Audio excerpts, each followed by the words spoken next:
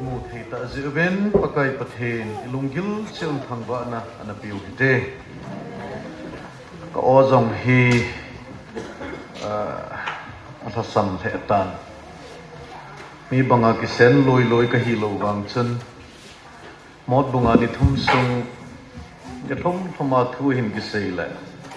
ong ki khen la ani fa cha ki pat pai ki do la ai cha jong hi ki man sa dan hi na ho ni tin gel diu ham ai tot na chui be set lo wa hi adi chu thugil lagil ki sei do zo hi jong la mi khat se ni thum sung ke fa api be hi la kai khom na se hi le chun giang khai dom de hi jing ka ni sa mi pi kai khom sermon hi la an ne zo pung so ma pa na pung thum ma khai pung li chan gei seminar class kila hi zik chun pathin zal le no ho tau pi na zala bon agin gin hena ki pa um ta he jinglang ting dia ke ham ki sei jong lo ting la ko oi hung thok mai thi pi jong le tu ni tha jong ai ki cham chei chu ji ngon pathin za lin thanu ma men in to hu to hu bung to ga te ka ding a chun i rom be po ve lung mo nam the jing ti ka sei do no men pakai pathin en ong ke khom zo se pathin bo han lang pathin thuai lut ma sangovin tu chung ho bung mi te ho bung lam kai ho na phat dan ho nei ngai lu dan ho hi ki chin tận kamon kia ima umpon pathin zala nei ngai lu no hi zin ke nei zen na ho hi ke nei zen na se o hi pon pakai na zen na o hi ti hi na het sao hi ang la avelin kain sei do no mi hi khat sa hon an ne tuita ta nei gon pi on ke diabetes patient ka hin ala ka dam mon ho he ka sei nom ji pon pharmacy dam doi ka ne hin an ne kun si le ya sa na hu nu jong la phun lo wa ka ne i pina hu nu jong la ka ne doctor ho wang chen na ha ne lo de ti we ai ba na chu i lo lim jong du kit je a chu ki ne ji doctor ho na sei hu them cha sa ne mun ding ti ni khana thum dei li ve chen ne adi ai ba nga khu khat ve ne a pu tam ta ne lo ding ti ai chi jong choi hi thei po in mona le chun a hi mo hi in kal sun le a hi mi ki suboyin ke cho cha ki sei nom pon pi yong le to tham lovin hat kala zom thi na hi le pathin zal zong hi ni taw na wa hi zi in zong vel velin pathin ka thang ba in ho chung ki par thu ka hi sei na hi pam chi na ho jong kan lam te nom ta bathroom toilet ho ke ya bang banga kaman jing hin chuting la zan jong ki chu ka ki chapon ai la pa sor pa ni hung gi pi gun set hi ama chunga jong ki pa thu ka sei na hi tun kim ni tha chu chanu to chu na ki khan lal se honen ya chu ke chu na pho pu ye ki phalam hi ben ke hi pathin za la mi mei san ta chu kan hin kapin tha panin ki chat ki ti ka he ta pu ye zan jong la than mul ka zot ngam tai ka ti ai ba nga chuna ki phalam hi sa ham sol do na he na khang yeng a chu tu zan jong hi nom tai ki man sa diu na program na dei du zu ba ki man sa diu zan khang chan hi jong na ho thu ai bang hi ikikhen ti mo la hin ki chi su la phadam ti ka ngai tu e aji chu jing ka pung sagi teng le TSCF chu teng le pia area nu te ngol ta form lam kai ho chu teng le tesif lam kai ho join meeting ka to di hi sei lo wa hot ta emergency a phit khatam ji chun ki ina pung sagi ki to chal meeting ka pat di meeting ki chai le bu amin man la ka ne ading amin man lo le an ne lo ba bible college ka del ki di ya chu college sa ka gi den ki ti ka hi hi chun jingka chi ding chu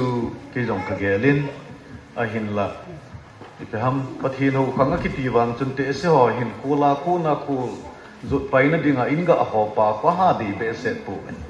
ya chu ki sei pu lo le thu chu mi hin min a sei jing khat hi ya chu ai thei chanin te so se jong hega ki nit le phadam ti jong ai na nagi te den de tiu jong na kada di pu jing ka ting mata ni hung tha di pu lo ho ai jam te ka chi na bong la pa sor pa na gi de ada du dan a hang pi a hi program ai kal sun ting le program sunga hi phat ong kini thi ji po phat ong chong cha kini ho jong hi aki ki chol du nom ji ho bung lam kai ho ina jong mai sam ki sim nom ji au sa te ina jong mai sam ki sim nom ji ki chi hi ki khen ni jing ka ting le pon eta bang mai sam ki na ki mang cha ji a an ne zu bai ting le in ki zun ji hi kita bang chi thi dang ham ka ti la mi ji ka ma ta meeting polang sa hiam kita ji chen dei bangin hi cho chu tu chunga hi ka hin bol do zong lo ding in am ta ji ji zem tia anagel anagal do nam kha le nei ngai thim di bin kaung ta be he tu chung ma hi sun seminar class la ji uchun okay ong man hi be jing phat dan khata ki chai la ki na dinga ki but phari che jing hi ki ngai thim di he mai tu chunga ki sei do ho zo se hi aphalai lai na ki la diu aphalu lai chungai thim na bo ma na ban he lu jing di hi ya chu zo khat le aphalai lai la lubin ahoi lo lai chu ana sei khata le chun chu e ho adinga lo sak na hi dinga he chula ki sei zo se hi apasu ke lo dinga he ai la phalai lai chu ki la diu ti ka sei do no mi hi tu ting le ni thum sunga hin apoi mo zo si ki sei chai man nai sai poi ti jong hi ka sei do no mi hi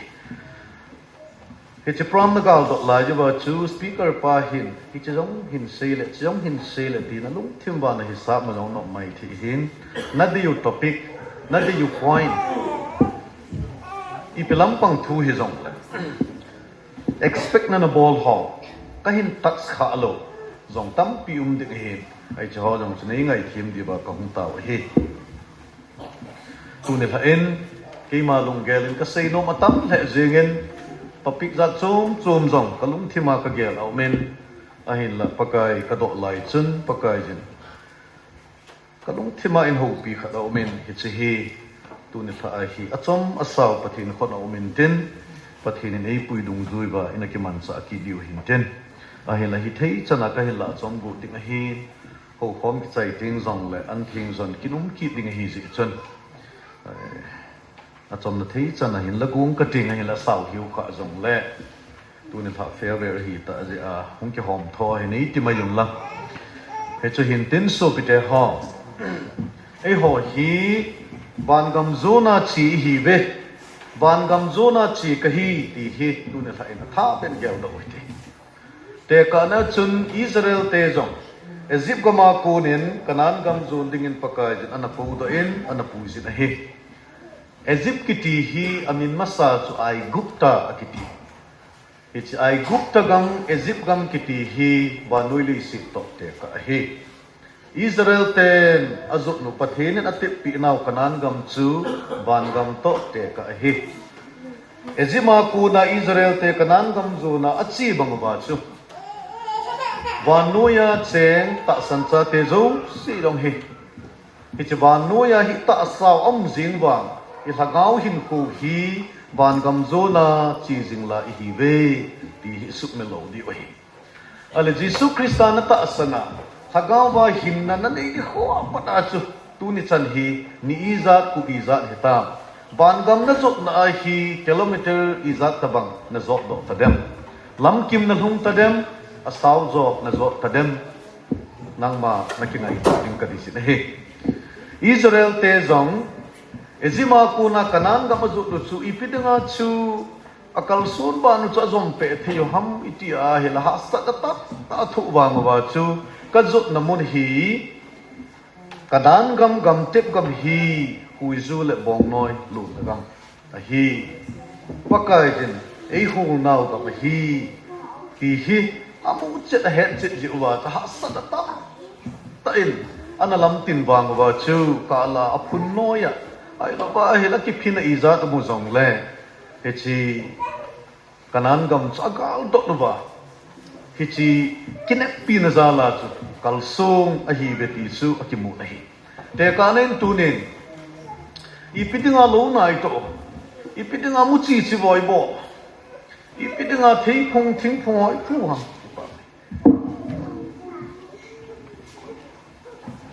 kumlhona aga muding kinek na za nei ipidinga chate lekha sim so ham kono dai no ya gen thei ta ni khat ting le lo thin na hin nei diu hichi kinek pi na za ga gal dot na za la khu chate gen thei ta lekha sim so lo ma mu chi chi bo bol hon pidinga kono dai no ai vai ku no ba ni san no ya vai ku no ba lim lem el ke khen ba hi tinom lo pum puma to la nang kuma ini gut jing ji hom ti a he kum runa aga kinet pi na za he ti banga chu e ho jong he I pidinga thagaw ba I ke ham pol ba I khai pe ba I ti chu mu ba ke thei na tin tang thu ding hi jong la thu kut na hi malam ino ham ti a hi le I chan diu van gam I mu zi ba van gam ma ichan diu sana kopi ilun theina diwa malam ino jingoi ti hi I het sau hi jong tu ni tha in avelin ta lang no mu bet hi Bible chang sim do divin Deuteronomy ei pa wachun dan bunin akitin bungni chang som ni li na hi an sim do hitin kichu Bible chang iga ta la masa diu hintin abana hi point li kahin ta lang nomin chom cha cha point li kahin ta lang nomin Israel te ezima kuna kanan gam azukno chungcha nga kunin e hozom leisi da kuna ban gam zon ihina ba ban gamin hun ka ba ithil to di ho point li kahin ta lang nome Deuteronomy bungni chang som ni lali simtau te kipat da ovin na khulzin ban zobovin chule alon phai cham gal kai zubin betan keiman amol mi sihon kitipa hesbon lengpa le agam nangma puda kapi ding ahitai agama chen dingin kipat in lang chule sihon to nga amuna hun kakisa thonta pathinin athu isim do ibon savadin phathi ebo pe han lang thupiai na ta la divin gen theina khellama phathina di hi thupi anata langoi te pathin khot ataw na ni di message pi do na pakai hat sungung pathin tu chung revival camp ni thum sung pakai nangin nei gon pi abula patani hin ko yuba kai khom na nunung pen phat ki pa ta kamu thei ta sivin namin ka thang ba nahi hang sunga lungzin jong le chalai khusung ho bung sunga lungzin loba pakai nangma pi na kachan ji unjong namin ka thang ba nahi na so ke man jong ka hindal insung ho bung sung boina ha sat lo ji namin ka thang ba nahi pakai pathin tu chungin thu tam ta ka hin sei do ka sei hil zo uminti pakai ka sei wal zo uminti alhing lel zo uminti hi zong le nei ngai dama nangma de bang chen khat cheng ni ki sei do om le lo pi na nangma na chana na chat ti adinga phathini bu pi ni bin ka ta be nei tu nil ha in zong last message last sermon van gam zona ka kal sun la yu ba o ita bang bang ka ki mai tu pi yu nok na zin to dinga ka ki gel kha ba hi le ka zu na munu hi apha cha kal hun zo lo diu kal hu ham diu kalambai pa diu hi ji chun paka nang ma mai ve a ban gam ka hin zo no ba pakai pathin ga ka so zo na divin na thu a de holim pi bin tin na ko ka ta bi hi pakai hat chung nung pathin tu ni tha in na dei dam ta ni nei pui ki no na mi te za dinga na sei nom ho nangi nei gel do sa nei sei do sa kia dinga zong kitil khona ong ke pom ni pi te zo sa dinga zong kitil khona so thein dingin message na khot na ka him pe do in pakai Yesu Krista min ka hung ta bin he evangelist ungam chun ana seijin ho in sunga phat so lu chom cha pathin ho khom sunga to thip thei lo ba le le to ang lu the ni chung gel ti lo din la to thip thei lo ba lu le pot le ba le ho hi lung sit manin van ngam ki lu sa jang le wa ba tin mei di la ka wa ni ga anu yu te ta ka se ama gel do ta ko ma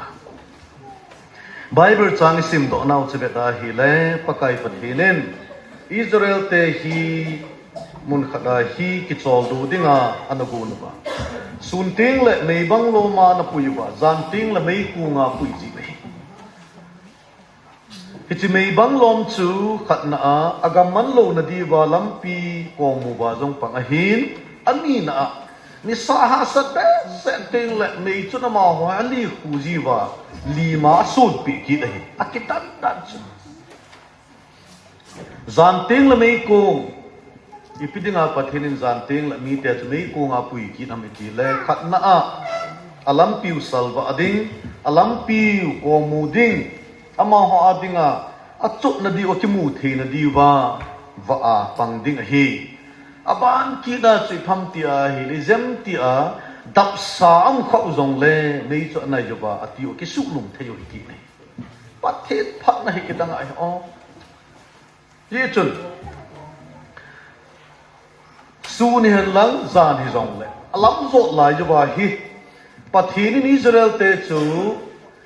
phat tom khat ki sol do han ti ain gun ting le chun su na hi a hi la pu jo ba mei bang lom chu chi zom lu ba ta ding den ji mei bang chat lu ba om den ting lo pakai ki chol do with 80 wa he atiwa chalai mona chu tham bu ki su nu ba ta chu ki chol do ji zana mei kong ina pui te du jong le ki chol do dinga pha sa le chi mei kong chu mei bang lom su na adin den banga chu adin den ting le zan hi zong le ting le chun pakai ki chol do ding 80 wa he ki chol do ji ahil akal sot pa na zong ki di wa dei ting le chun hung ki thing ki ya hung chat ji ta ki ting le khon pakai pathinin aban chi zong ki ta vin ati le he ta Allah wa ki go tu ting le chun mei bang hian lang mei kung hi zong le ta o la chi ki ji a he ta Israel te chun kal sun ba na zong ji ai le isim do na Bible chang che beta le ki pat do vin na khul jin ban zo mu vin hat nga cho hi le apu ju ba mei bang lom le mei kung chun signal an pi ji wa hin hi chilaya bang hi pakai ama ocheng mo nga Israel te chu ki pat do dinga ahin ko ba ahin so i pi ham tat ta be hung ki nga ba ki pat do jingu hi ta jong le hi chilai akinga ana ba ko na akipat do ba atu diu hi thil bai lo isim do ta usula anon phai cham ati hichi lai phai cham chu gal kai jun vetan keiman amol mi sihon leng pa hesbon leng pa le agam nan ma khona kapi ding hita agama cheng dingin ke pat do in lang chule sihon to nga mo de khung ka ki sak ta gal gim dei ta ki mai tu pi diu a hi je a to pakayin mei bang lo mai ma ja ta sol oi tai akam cheng mong a ke pat do na na tal sun ban zo mu ati tu ne ta san cha te ho ipin thani wa pada chu e che ba noi le sit nung suna ban gam zo na chi hita ve mi tam ta hi o pakai kina ki ke mang sale pathin program kal ki sung le ki pa na je nuk na je lol hin na je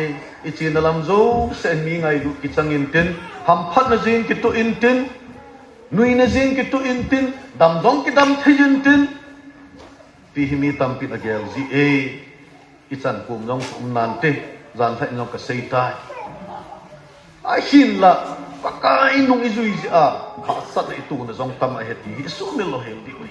Israel sa te ga gel do hite Egypt dal ha kanan zo diu chu ama ho program hi bo pathin program hi ipitinga pathin che pram cha gun ham Egypt su chan na ogen thei na sa bet na hi la do lal ra sa bet lal pha da mu sil aron ahin ngan sia mi te ana pui do sa hi Israel te tu ga alai tu lew esi pa ta ke thai ta du cha ki su gim nau cha pathin na be dala be zo lo cho aji chu Joseph phatna muchin hetchi na ki pa pi a Egypt leng te thigam ta chu ting le a cabinet hong thigam ta Joseph phatna he phalo leng tha inva in hong pha da chu Israel te chu uini u ham ti gel do ta lo thu sim lui phong ta lo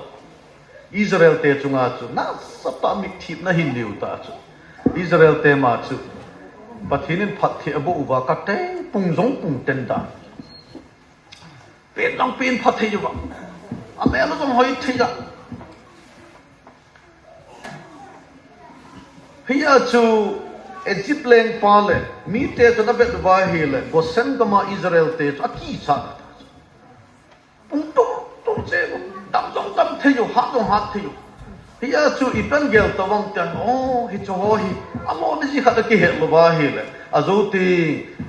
ikim ve lo ba chen nam dang te ho to khun hung ki huk to han lang ga le hin bol khum ta le ileng ga mu I chan di ei tha kam di o ti ki cha na hin le hiya chu Israel ta hin su gen thei pa ya chu Egypt leng pa Pharaoh adinga chu kopi ni Ramses to Pithom kopi ni hin sa sa ta abun langa chu ipiham material ho jong supply abolu ipiham ki thu pi na thei chana do na ki thu pi ai ba achai na langa chun material ho jong ki hol thu diu bon jong ki sil thu diu che jong ki den thu diu thing ho jong kamang la ko na ko ki put thu diu ki chat ya chu su gen thei na hin ni Israel sa te akap panta binai hichipan so chun apun lo na diu chun a population su lom na dinga chun lengpan plan hin simta I tham plan Israel no me hon Hebrew mi no me hon now anei ding te mo le anaw chu pasat hi le now dong ten ame thu no me hi la bo a hin hoi he ji chun lengpan Hebrew no me ni now dong te ni nars te ni wal silfra akit honin amani sa kutan ha ta abai sa in adi sauten ta Hebrew no me hon now ni tiu na bet hon ding no me hi le nei hoi hon ding pasal hi la bang na me li thu on de so len pa thu pi ko ham leng thu pi khat pal ke ngam ding chu ai nei sinau dong te ni nars te ni chun pathin agin hon ji in leng pa thu pi chu azui ham ta po pathin thang ba na ma pathin ma e bet hon Ale Israel te Hebrew mi te now sen pasal aping ho ping tha ho akit tha pu aking ho ya ti leng pa he pha da chun it's a now stay ni cha ku ta explanation pu lo phat ta ta ho lim pi le chi te ni pathin in han san na pe ti bai da na I pe se hon tam voleng pa Hebrew mi te no me ho hi Egypt mi te no me ho ta bang ai pu dam dam thei ne gum zang gum bu win a thau lo a ha thei kal hun ma sang hon le now an nei man ji ta wi ta zo thei sela sela ne kal hun ma sang honin an nei man ji ta we ti hon leng pa tun tha ding te le tha na thei power ai na pakai pathinin nars te ni chu adin pi abu do ta leng pa ani chan na a plan hin sim ji pe ha naw dom te ni ngan si tapon asipai ho ku komin go set kam sunga Hebrew mi Israel te la hi naw sen pasal ho hi naw sen di te pasal ho naw dom te ni pasal naw sen no ame li hon da tha hon dinga order hin bol phat dona pa na hung pin zo si chu ba na agama komba atha din order sipai ho no hiti ju sakor kang tala al hajubin Hebrew mi te naw sen pasal ho chu ba na phat hiti phat lai ta chu mu si jong na ping a hi mu si Israel te now ani ding ti mole pasal hidem nume hidem ti hi agel ji hi aji chu amao ku kisim na ni ti mole nume le chapang sim lo in kitizim beta ya ho katsa hi pasal hum hida o ti chu ge ahi la pasal hi ngai la ki that ding nume hi le ki mai ding ya ahum pin la pasal ta lục xe nào mày hạt thùng sung a sel hon le a sel jo hon lo di pha na sin khuk sunga hu bing hona nail badung cha tho sa wa ni a thu sim he sa oi ka sei nom chu chi choi poi ka sei nom chu Israel te Egypt gam gosan kama Joseph anangai lupa Pharaoh in alu se se ba dam phalai ta kam hoi lai ta mu chi chi mo pha na gan cha vul na dinga mun lep sang ta mun ana pi chu phat thi na tam ta ana chan wangun leng thang hi pha din Israel te chunga en sit en boltan heti to nas ta da hin sugen thei ta so a vul kiti chu nok na hin khoi lo ai Israel te to so a ke kai na hi pu bin kin su na dinga Joseph jala cho leng pa ngai lu na sakol kang tala asola ga pu gam phalai ta long to offer and more ahin la leng ki lo tan vai hong pha den na sa ta chung ba en sit ahin bong ta Israel te ka na pakai ko mathung ta ya pakai yen Mosi le Aaron anaman sa hitabang gen thei namun ha sat muna ku na chu gam nom ta kanan gam puizu le bong noi lun na gam chu pakai jin hitlai mun zon de ga sana so loi a hin la Israel te min sabuluwa gen thei ta ko sa ka le ma o ki thong ta hi wa nga Egypt gam dal ha de nom lung tam pi uk da la yu sula chi chu ni pe sam til so pi te ho e ho ti nga jong hi chi le shit hi Egypt gam ta bang gen thei na gam o gim na gam hilon na gam hi na gam nat le sak thuk na gam he su gen thei thuk na gam ai wangin leisi dal hanom lo itam na lai jabi nei he cha ta sangai cha dal hanom lo itam na lai jabi ni khat hi es komun no ma ni kim nei khon langa kaung ki chun lu ti lai hol janga mi hau te ni patong nun to pa pau thong do hon gari nei ma sangon ama sapena ma nin gari na cho hon chu khat activa ho ta bang aneu ho na place ki to ha khat neu je ho ku so khat na ki to hon ka ga ke doi ki chi ma sang pe chun na ni khat ke nga hong ti do su ke yong chun ka ga mu kha che se ka ti ni kim nei chun he o khong ai hon ta diu ta ga i pin nge nei a ti hon le he o tu hin pa kai ni su wa nga kun hung kum tha hen lang nang ni pu ya ka hong a he ti le na nom hon de pa ti chu aje to hau be sen hona na nang ni pu ya ka hong he tin pa kai su tu hung kum len lang he le tu tua van ga ma chi dik chana nom hon de pa ti pa tong nu ne nui sa da pa pau thong ni pyong ki se ne nge ta be cho ha thau di so amma ni na tiu ham e ho again thi pen jong le se ka chim be se ta ka thi nom tai ti ho yeng lo hi pa kai hong en la hong to wa ga ma da ka hong pui na hi tai ti le pa kai kum khat kum ni be hom na la ning ki ti mai thei chu e lo nu te ho Israel te jong Egypt gam again thei chu ting le akisu gen thei nau chu o pa kai kom ji nga jong ki thong lu da hi ta wa nga chu Egypt gam da ha ding chu adak thilu tam pi na lai wai tu nin ngai to hi te pakai ji di ho na la sim tu le si na gen the ni hum lo le van gam ka ngai ni jong lo de di chu ki pa ka ki gen thia bon van gam ki ngai lu lai mi tam ta na ka ti ani ru je mo nom sa je mon van gam ngai di cha sa bo mo he chun tu ni Israel te o Egypt gam dal ha kanan gam zu dingin ong ki zo ta ve a chom lang sei tau te ama sapen ta a hin tu sei pe tu bam Exodus bung som li chang khata pana che sim su a hi le tui pi sana hin tu khata vin apal ngam ta povin tui pi san badung pa ma chun Israel nam pi mi chu za pi so akinok den ta ve aga kinung he jo ba hi le Egypt si pai ta na hitel kita ne chin tu om ta point khat nai ta la diu chu ne chin tu hin kho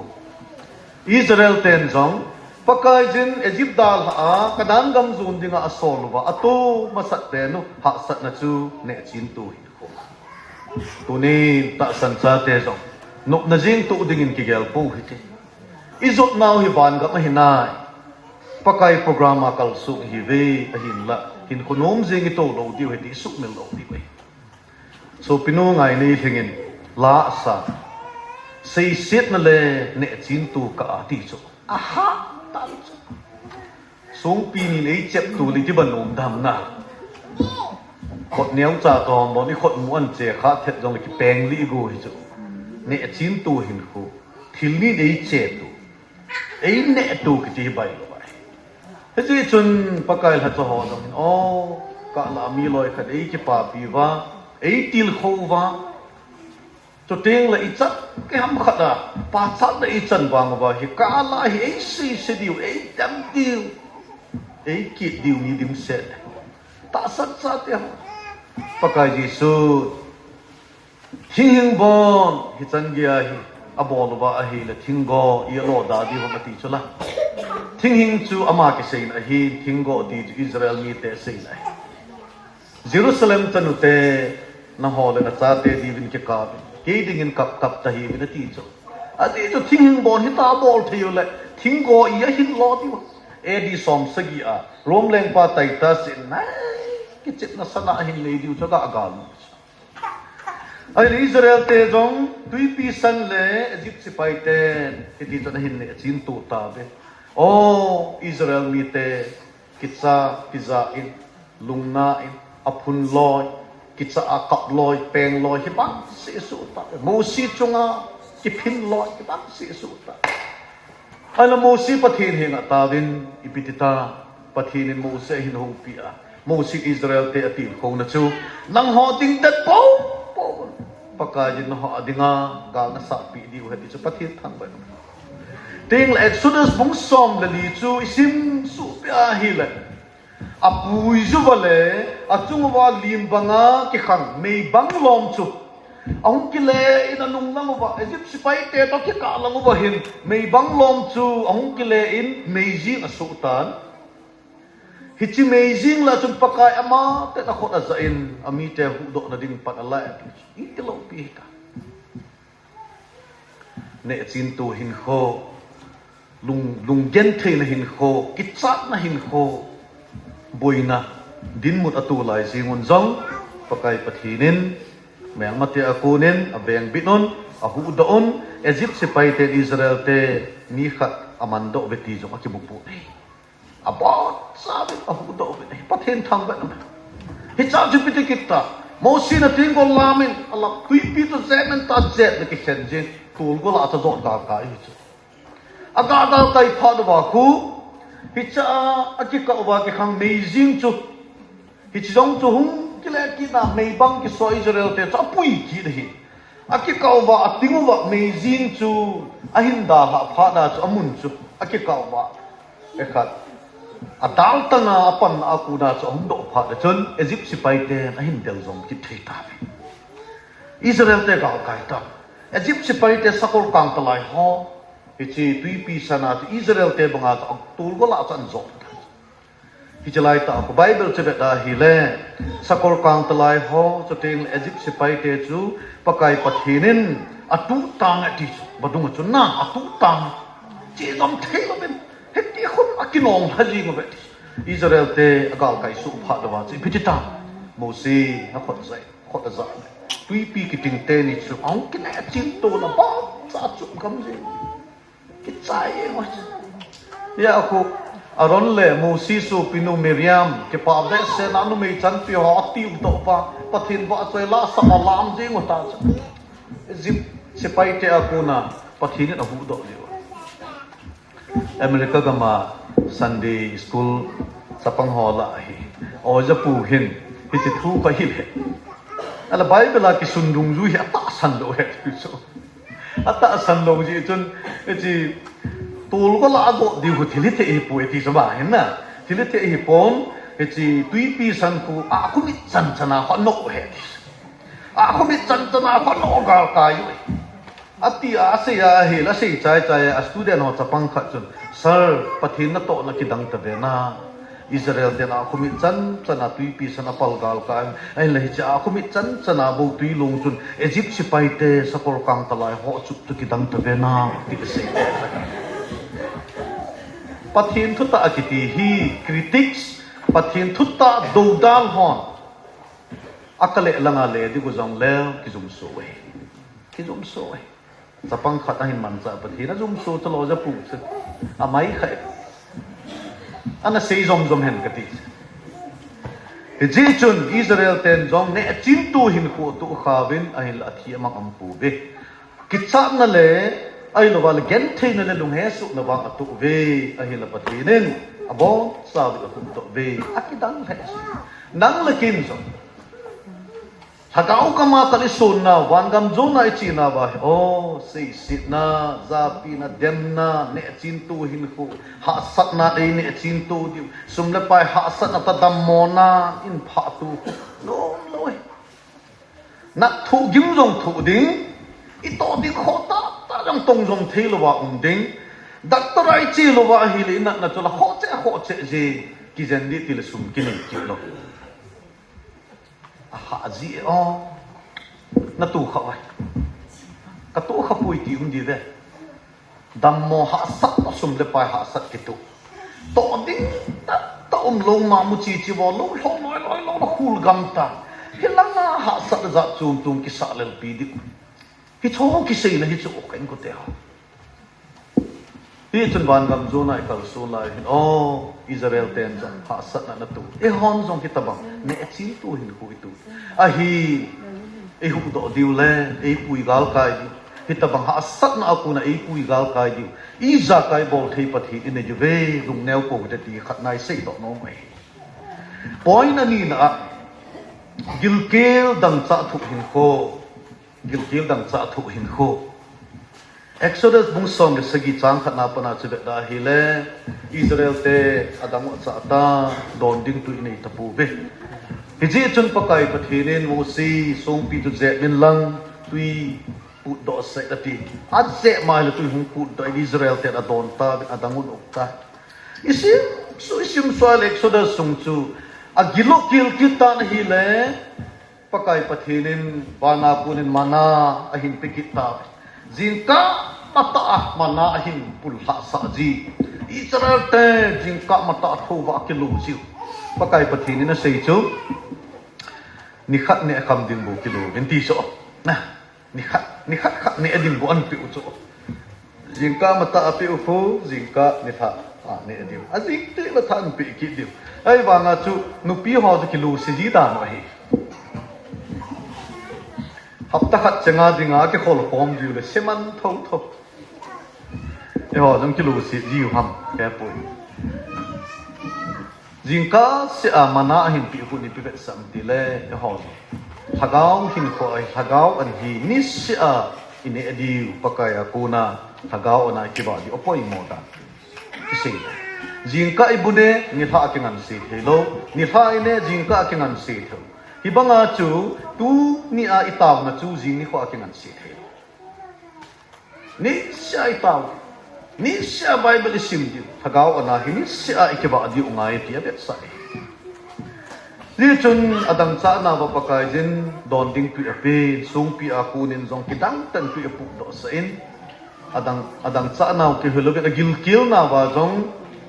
manai na ba e midangin mana ne na za kha bai Israel te gam thima bo chu pathi mana sam bible che na hele ban gam an sang ban tir te an ki he che ku literal tai le dinga hele bana chu bu ki hun jiu te kilo chu na ban tir te ang chu bu ki hun ji ba ne jiu te kilo chu ai po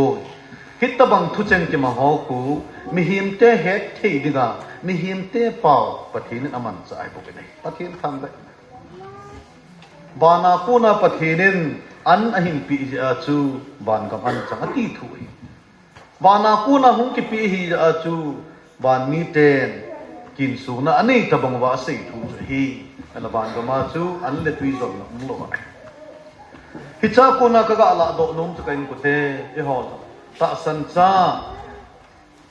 ita saw le shi nom na lai jong itha ga ban gam zo na chi hi ela ban gam zo na chi la jo ba hi ta sangai cha ti chu an le tui ho jo itha sam ni di ti nai ne le do itha sam ni di ti nai he chi teng la chu ti lung ha diu iki pin diu ham oh ka gen thei be se ta iti diu ham pathi hausa Israel te don ding sung pia ko na tui pu do sa ne ding mana ko na mana hin pe pa pathin chun e ho ani ngon sa lo diu he ti ta san diu ka di nei ahi lai ho ba ilung thaji i ka ne a i ka don ti ham i ka sila i ka chen din ham ti ilung kham ji te Matthew Bible ka sei khula chung leng ba to ho khu ve bin chang pang la tung pu bin ahi la pathinin ki la thuk sa pu zaba mol hai pa khu ve bida hati bang lom lom ma pathinin ajak mai Solomon leng pa jong aleng von lo pi ta akijep hoi ni khu jong chun ki mol hoi pa bang kun a hoi zo po ipidinga pathinin mol hoi pa chan ya pa jam ha hi cho zo si sang an ho lu zo na hi thu bi zo na hi che cho hi la pathin ni ti sabu ke ba nam sa diu i ti pathin ni ho kil na thu sa diu ha ama ba ama sata in pathin gam la chon phat na ho ma sa hi ting la chun hi cheng si dong chon na ki pi be diu ne le don sil la chen na mo mo na ho na ki pi diu hi cha pathin thang ba Kes zal hon kani lei abol pu be I kana zan ka ki pa se ahi lun kim ni a in kong lu la chun jun thading langa hun ka chi na hi la langa hun I pi mu hi dam ki sum tim set je ka lum tong hi cho tu a Christmas lai la pa ji na ni hei pa ta bang sunflower ta bang alang pa ho amu hi dam ka ti jong na la ki confuse ka chi ta so Lal đeo đông như cái gì lệ, cái nào hay mình, cái sao ra hoàn cả như lệ bol pu về thì BBC làm cả cái pa, ai có không lệ sao cả như một tiếng sẽ như cái gì đi ta,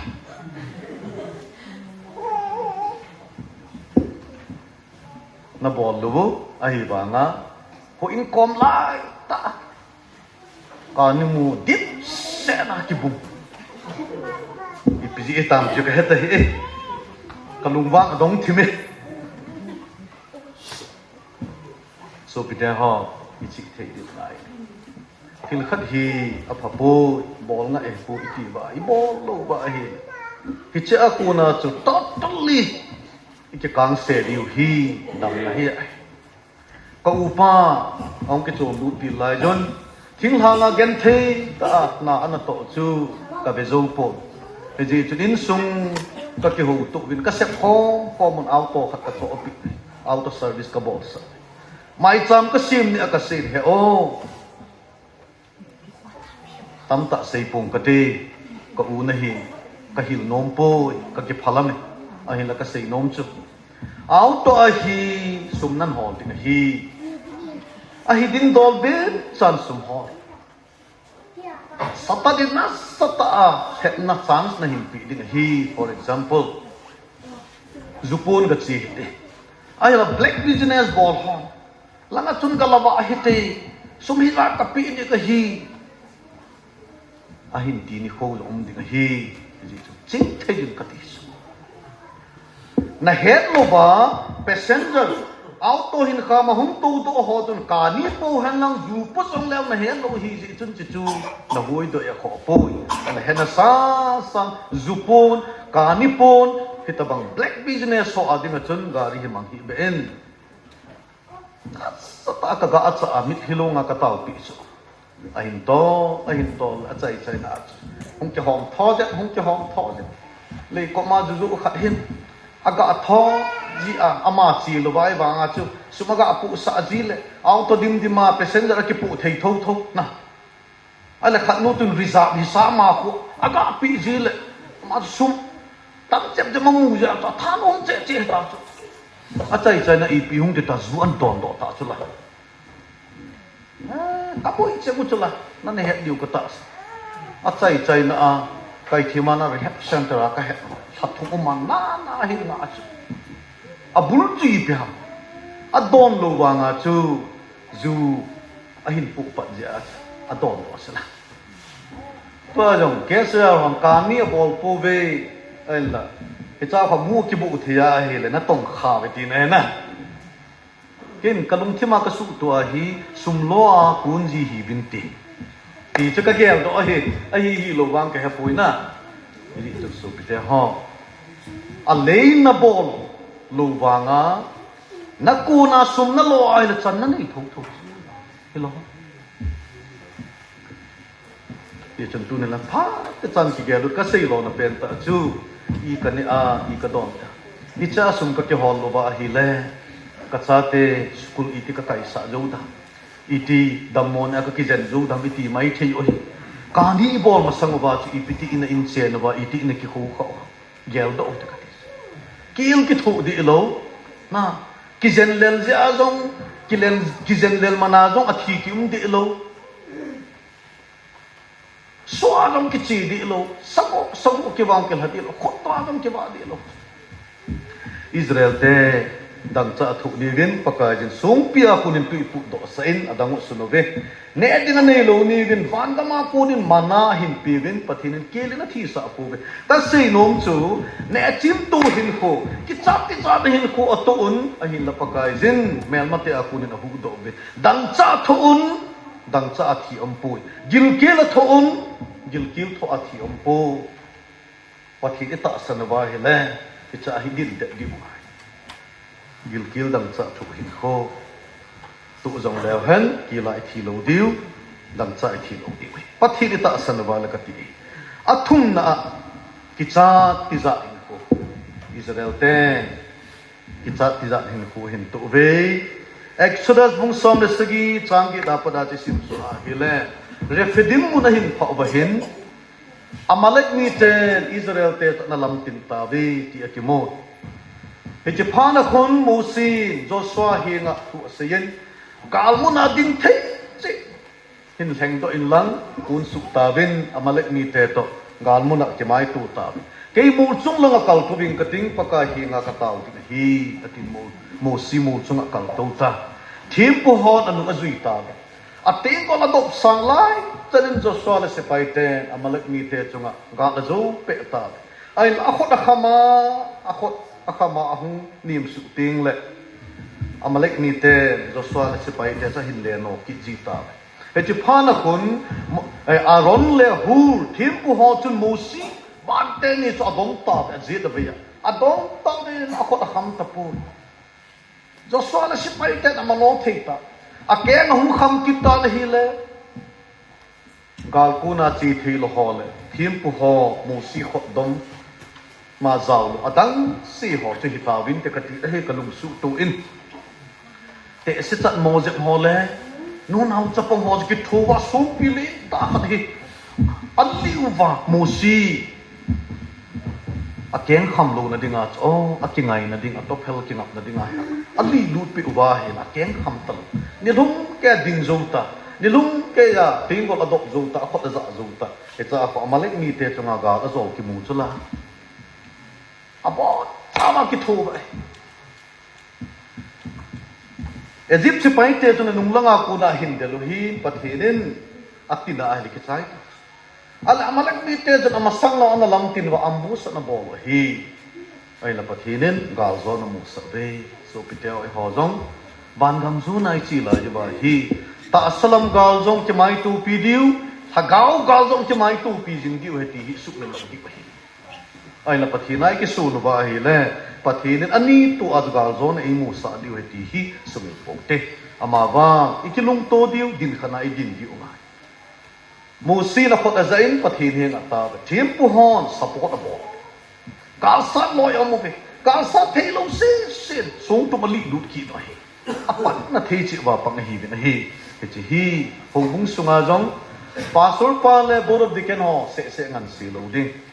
nu te lam kai ho zu lam kai ho se ngan si lo ding ho bung mi pin zo chana ipan na thei chi wa panila wa hi le bo thakau hin ko azong ga ti zo thei dio hi ka sei do no me hi ale ton ali na ding le achai na dinga bazar kai na talo no marketing nu te hang ko na le te kum som li sunga bazal akaji beti kimono kita ta hi chi Matthew Bible la azoba kasi I ka sila I ka chen de ham tin lung kham hi ti Israel te hi gam thip gam hi kum som li sung hin zo I het saw Bible themona sei wa hi le ni som li lam pi bo hi ezima pana kanani ni som li lam pi bo hi ahila pathi Israel te kum som li sunga hin Israel te lung ta di le alung ta na ban jama de pathinin na sata experience nei diu pathin thil bol the na experience diu chu o pathinin ade sa a chu ai pui ko la me pui ba da hi pui koi le ni som li lam pi chu kum som li sum hin zo ai ga sim do te Deuteronomy bungge changdi Deuteronomy bungge it's a Bible chang ka sim do ji teng o ka ngai nom ji nei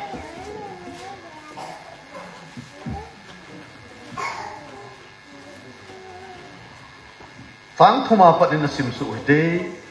phat kan chai ba de tai Hiji chun aman nangma na sunim jingin sule kil na thu sa kilin ati chu kila thu chula kila thilo wa kil na thu sa kilin chu jovin manan na ba anala ja ti chu gil kila thu wa som khat jawa mana a hin ba a hin la hi chi jing jong hi nangman jong ne hepon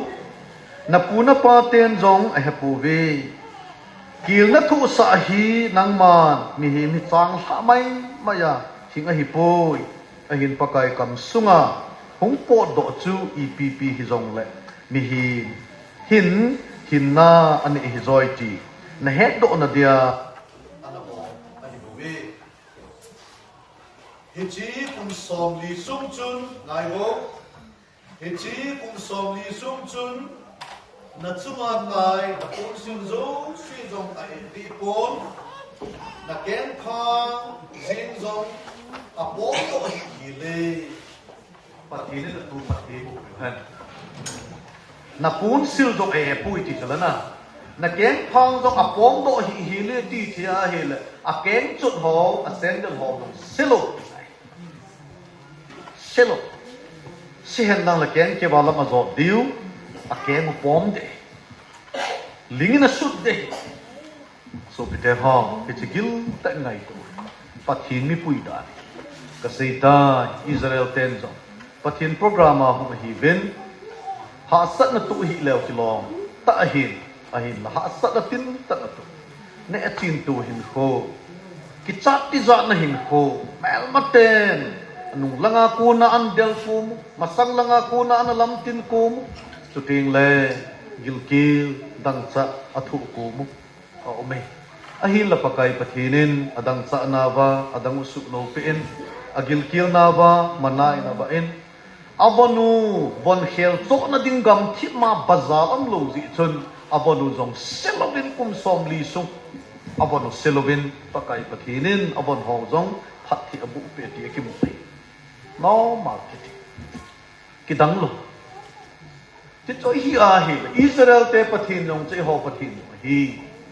Israel te apa thia adango su no thia ni la pun hitan gi ya taben bit pi thele e ho jong pakai pathin e pi theyu hilo ha I pi dinga ilung neu diu oh I pi dinga sumla pai jong apai lama I hol diu apai lama house ding I pi dinga I go diu pathin lung hai na house da ho poi ti pa mai pathin dei lung thila house ding ki ti hi ni khating pakai anga idin diu hi pakai ma ibet nam diu nam su pi te ho phatike chat ke nai tu ajoba exam pura ka u ka se het lo ba min na passenger ho apu kha le ngai dam na san ni ama ba het na sa na ngin sum na pai dei da ji a black two nagari anapu ni pathil lung han na po kha de ka ti chu a chai na apu se hitalo ama ane do ta atula tao ka in sung chip de yang yo ne sunga ki pai hong ji long the lo ho kung sa to kha ni hong sa kha la ko sung sa to kha in sung sa to kha zum le sa ki to ka te e ho long ki phakit lo hai chu a he khalu kha na ma hu ko hin ne ne het kha lo ha ti boy len long hang ni na het na lal boy na ma het chu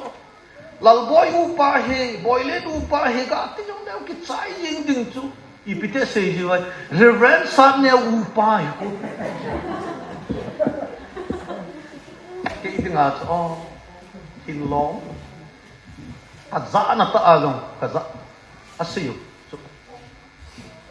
fi sa long dang pa ko hin nge pati ne he lo yo reverend sat ne u pa ko la aman pathin tu se yin u pa ko beta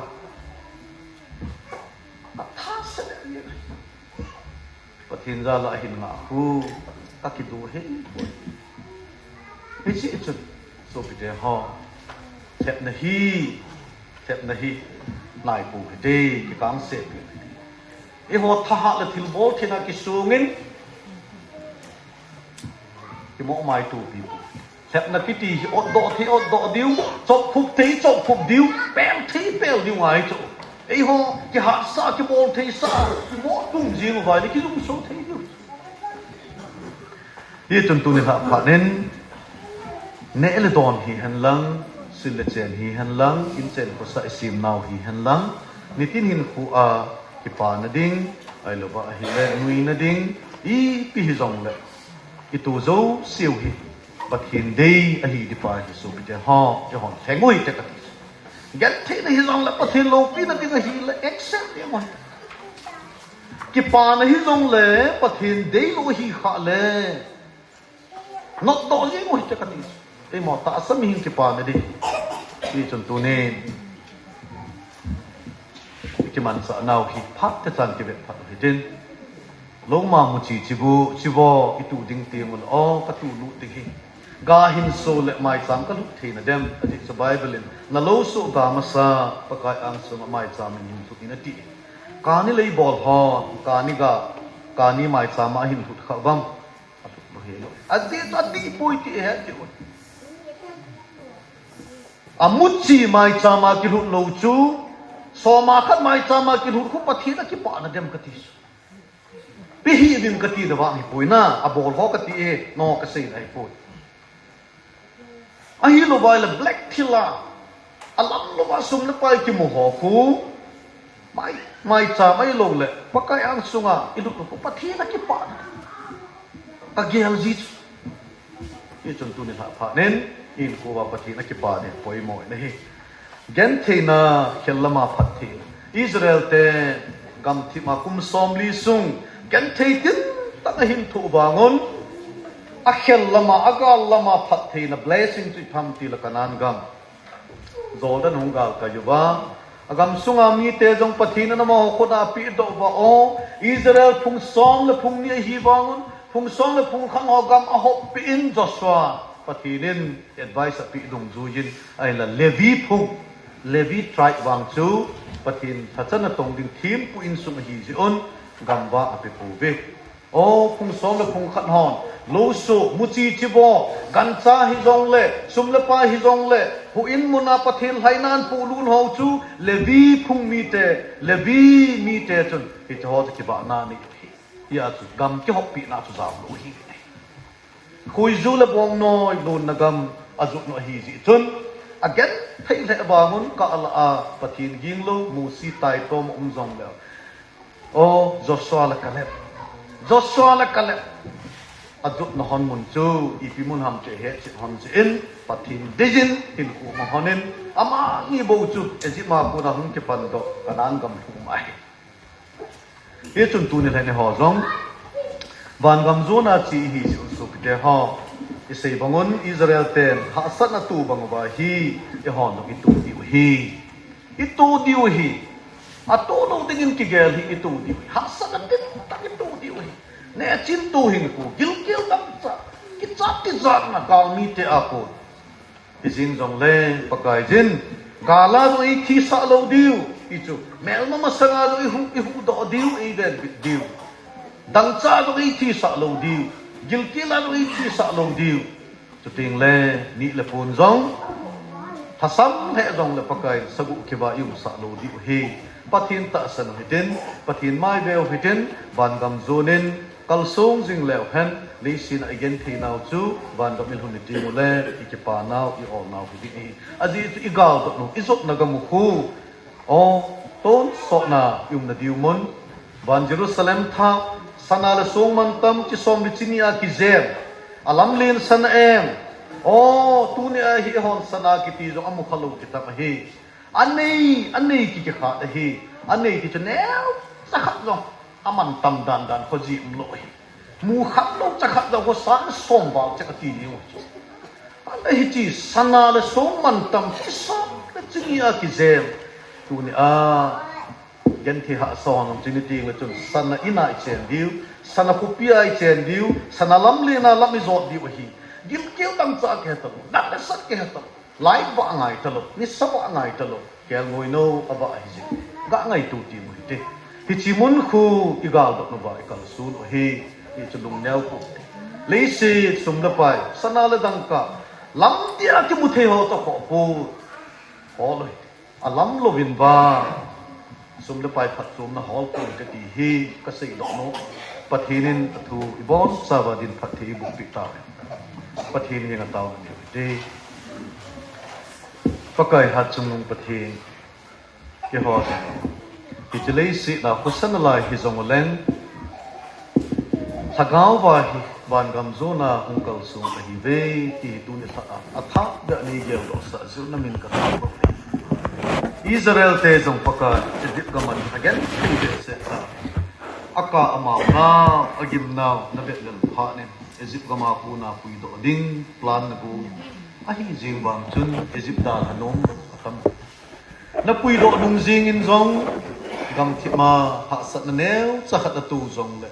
Egypt langa kile ding lung ngai sa ani hil jing u beti akimu ke ho zong paka isilei si na gen thi ha sa gil kel dang cha nat la sa o lungim hesu na galet to le isu ki chat na hitta banga gen the na talwa la gen the na da tal a hi jing banga paka le si da hanom lo lai le si thalal la lai van gam hangai the lo lai ka na lai I ti dong ka hiu hi tam paka tu ne namit bu a ka khiu naw ne ngai da mon tin na ko ma ngai dam ka thum ai Israel te hasat na tin tang athuk bangun pakai nangin o phathi na bu gilgil athun kilin na thipu dangcha athun dangcha ina thipu kichat ti za na le mel mate eti chunung le ma a adel tu naw zo omit hi zong le nangin o mel mate aku din na hu to le ti kim kum somli sung bazar la tai lo bangun sagu kibit am pu be abon hauzo se nangin phathi na bu ti kim hicha ko na he paka tu ne ata san sa te ke ho zo o le si da hi kalung neu jiwa I ka ne ai ka don da I pe ka man sa te ham ti akalung kham jiwa mon pakai nang hilung kham lo pathi na hi si namin ka thang ba Israel te thusima ku na ka kitil ko ba Israel pathin ji ke ho pathin jo hi Israel te bon chupanga chon siwa pathinin khan khu tu le ke jong I ti pakai don lo ba I koi da ti kakinet la lo ngai Iji chun pakai nagin ni hupi bintin kata hi Israel te gam thima ha sa din ta hin thu wangon zol na gal ka juba kanan gam lu niu chut o ano the jing ta mel mate jong na pidoi na ma ho ko ga ba ki ho mun no ta na ho sa ta mi tu di jing jong pakai phong sa kha hi wangon gam neu sa hi wangin panuya country neto power choi hon jong Allah na ji hello pakai na mi te hi kita ba cha hi I tinga ka lung neu diu lung let na dei pi bin tin ka ta bi thil bu tong khalo ding ke sa zal ho bung mi te jong ka ni bol pu bi ti ka na sa ka ki pa le se ai na hun kim ni ka hungin dun tha ka chi la kan ga ti se la ka hona ki bung thai I pi chi he tam tin ka lu ka kham he jing o pa kai pa he abu a hi ball loading in a phai pathin in a dei poi hi chi hi thil phalo hi ti wa a le ball lo wa hi la to kha lo di win pa ka nangin dei sa da in a ta ka ti hi chi chun pa kai nangin o alternative mu chi chi bo na gun pi wa phat the na bu wa he ta ba thil lo ho a hi siki ma khai mu ding zong gel lo ba cho tin a lei bol ho hi nga sum ga lo ding zong gel lo ba ai lo ba hi le a lei bol ho man cha le a zong pang lo ba hi cha ku na hi a ki kan se ba a ki sum thing zong jing the na divin lam chum be a phat the bu din ka ta be nei pakai tu chung ni thum program din u zeven ke zong o man mo ta hi zong le pakai nagin nei din pi in tu ham lovin ka ding zovin cho ting la o zong all here a thu sei mo a ong lovin ka o zong pakai nang nei su ging pe jing na hi le bang pha ka kisa na ning ka than bai dei pakai tu chunga thu la ho hi a hi ding pagin sei do zo hi zong na mi ten pakai a phala lai gp thei lai lai a hoi lai la ki len do ba hi cho a chi pi ba thaka ba ga su pi na nei thei na divin phat thei bu din ka ta be nei sei khel sei ba nei ngai dam ni thum sunga hobung mi te mit mu a kilom lo a hoi lo ka sei do kha ka gel do kha ai lo ba la ka hi do kha ma hi ama hon jong ei ngai dam thei na divin na kom ka ta be hi ka bol kha ka sei kha zo si chunga nang ma hung lo pin la ka cha te adingen phat thei nei bo un lang hi chi khupi phat thei bo hobung phat thei bo hukum to la pangin hobung kung to la pangin house te house hol hobung mo ko ho lam ka ho ki ka anang ma palaya na pa ta sa laga ba kilung to ta lung di la malam ano jing the na divin ka ta bi pakai hatsu ba the na phat na zali na min ka thang ba en ma ba na jong ma nei u jing ta min ding khang ba pumin pakai Yesu Krista min na ko ma ta bi he ka ki pa e ke ma phat